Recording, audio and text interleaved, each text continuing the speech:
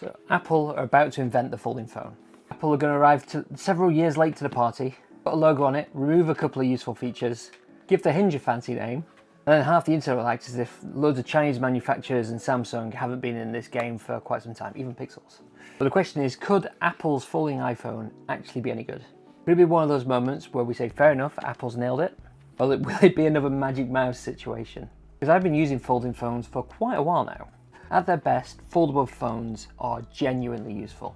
You've got a fairly normal phone in your pocket, and then you suddenly open it up to have a small tablet. For me, that's super useful for research, editing photos, watching videos whilst messaging, planning trips, and just generally having multiple things open all at once. It's one of those things that sounds completely unnecessary until you actually use one properly. At their worst though, you've got cracked screens, failed hinges, strange creases, and the repair bills are astronomical if you don't get insurance.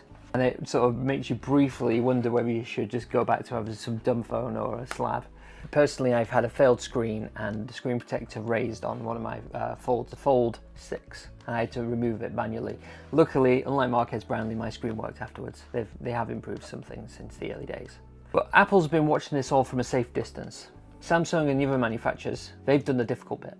They've made the mistakes in public, dealt with the broken screens, changed the hinges, improved the durability, and worked out what people actually want from a foldable.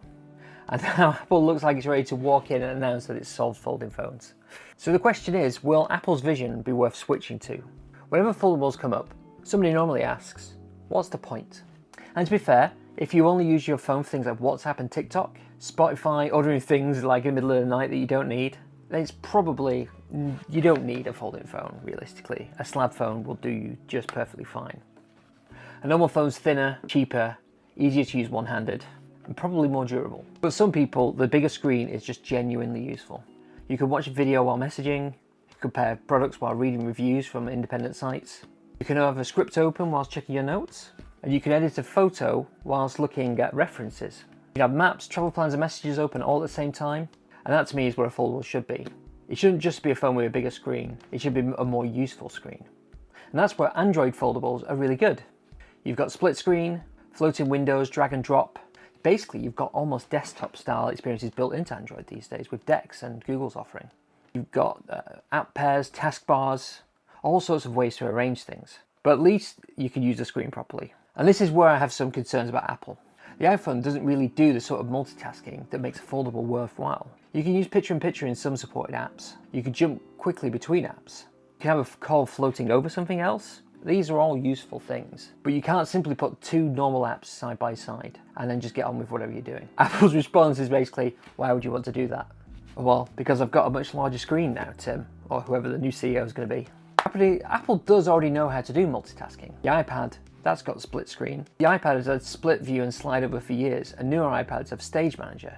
So it isn't that Apple doesn't understand multitasking. It seems more like Apple has decided that the iPhone should stay simple enough that nobody has to accidentally become too productive.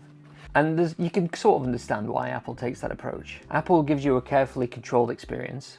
It decides what you need, not you, where things should go, and how much opportunity you should have to break something. Android is more like, here's all the controls, please don't break anything. Apple is more like, we remove the controls for your protection. Both approaches work for different people. Apple products are often easier to use because Apple limits the way things can go wrong. But a foldable is already complicated and expensive power user product. If you've got a huge internal display, a hinge and a lot of additional hardware. If Apple doesn't let you use that screen properly, then what exactly is the point? Is it just going to be a massive Instagram machine? A massive YouTube machine? That is really the interesting difference between Android and Apple. Android gives you pure flexibility. You can install a different launcher, rearrange the home screen, although you can do that on Apple to an extent now. Use floating apps.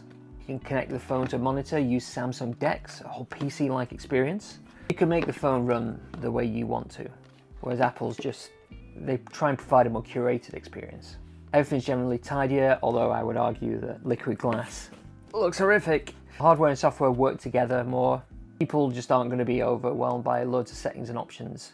Well, that being said, I am thinking about the Apple settings system and it is atrocious. But usually when Apple gets something right, it often makes complicated technology feel quite simple. But sometimes simple, it's a bit like the difference between your hotel and your home. A hotel room looks fantastic. Everything's clean, the towels might be folded into swans and everything exactly where it should be, but you can't move the furniture. Android's more like your own house. It might be less elegant, there may be cables everywhere, and you may have some questionable decorating decisions, but you can actually live in it. The frustrating thing is that often Apple makes very good hardware. In the past, iPhones have been described as a piece of jewellery, at least back in the iPhone 4 era, and that's what they're very good at. The display will probably be excellent, even if it is a Samsung display. The processor will be absurdly powerful, and the build quality is likely going to be superb. So I fully expect the folding iPhone is going to be a thin, premium, alarmingly expensive device. But the hardware isn't automatically perfect, just because it's displayed on a plinth in an Apple store. The Magic Mouse is still one of the most attractive pieces of hardware designed out there, assuming you ignore the fact that it has to line its back to charge like a stunned beetle. iPhone 6 had its bend gate, where your phone developed new curves depending on how tight your jeans were. And the butterfly keyboard was an interesting attempt to answer the question, what if typing was thinner, louder and less reliable? Apple can absolutely make mistakes. It just has a large enough marketing department to describe it as a new interaction model. That said, arriving late to foldables does give Apple an advantage. Samsung and others have already gone through the awkward experimental years.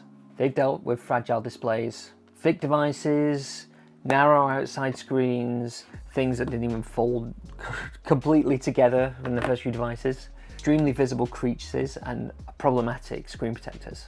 Other manufacturers have also been pushing the design forward with thinner and thinner devices, trying wider cover displays, trying less noticeable creases. Apple can look at all of that and decide which things work best. If Apple launches a foldable with a subtle crease, good durability, proper water resistance, decent battery life, useful cameras and reliable software between the two screens, then fair enough, it should deserve some praise. It wouldn't have invented folding phones like they might try and do on the keynote, but it's very likely going to appeal to a wider audience, especially in the States. The part that concerns me is the possible compromises. Rumours have suggested that Apple might use Touch ID in the power button instead of Face ID, because the device is too thin to hide the depth sensors. There's also been uncertainty around MagSafe, the camera system, the telephoto camera, the action button, and possibly the SIM tray in some markets are all being removed. Obviously, some of these changes might be understandable. A foldable has two displays, a hinge, a lot of internal components, and very limited space. Something probably has to give. But if Apple charges an enormous amount of money for this phone, people will expect it to be a proper high-end iPhone, not a high-end iPhone with several nice bits removed. No MagSafe on an Apple product would be quite strange. Apple's turned that into an entire accessory ecosystem.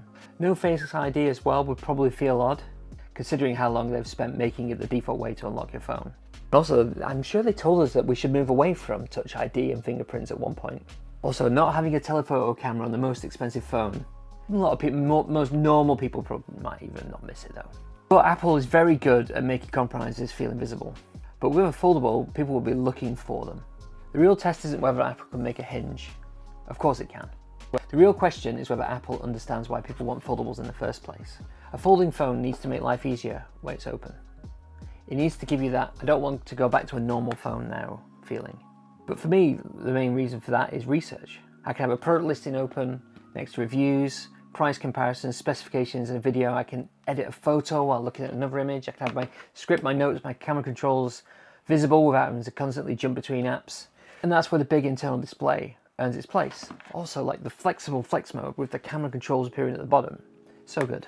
And you know, a lot of people joke, I'm not going to make a big purchase because I haven't got my big screen with me like your tablet or your TV. Well, you always have a big screen on hand. Perfect for researching large purchases. So Apple's not reinventing the wheel here. It's arriving after everyone else has punctured several tyres and replaced most of the suspension. Doesn't mean the folding iPhone will be bad. There's a chance they could make one of the more polished experiences that you can have on a folding device, providing they get the multitasking right. And proper competition in the space as well will be good for everyone. A lot of the competition to Samsung's folders at the moment are Chinese brands which aren't even available in the American market in a lot of instances. So if they come out with something that's polished and a really good experience and it drives the market forward, then it'll only be good for competition. But it does need to be more than just a big iPhone with a crease. It needs to give people proper multitasking, let them use the internal display properly however they want to. And I'm going to be keeping an eye out to how they sell bringing Touch ID back to some revolutionary new technology. So would I switch from Android? If they make the absolute best folding device on the market, it's going to be a struggle because Apple's ethos around having a controlled environment is the opposite to how I like running my device, just with the full flexibility of Android, side loading, apps and all that sort of jazz. It'd have to be an unbelievably amazing device for the same price as Samsung for me to even consider switching personally. But I'm going to be watching with keen interest just to see how different their take is on it than Samsung's. But we'll see. Is it going to be better? It's probably going to sell more because it's Apple, and the American market are going to go crazy for it. And people always want the most expensive iPhone. It's partly a fashion accessory. It's partly a status item, and people are going to want the most expensive one. So I'm going to keep an eye on it. Let me know in the comments what you think. Are you going to buy it? Are you going to switch over from a folding phone on Android to iPhone?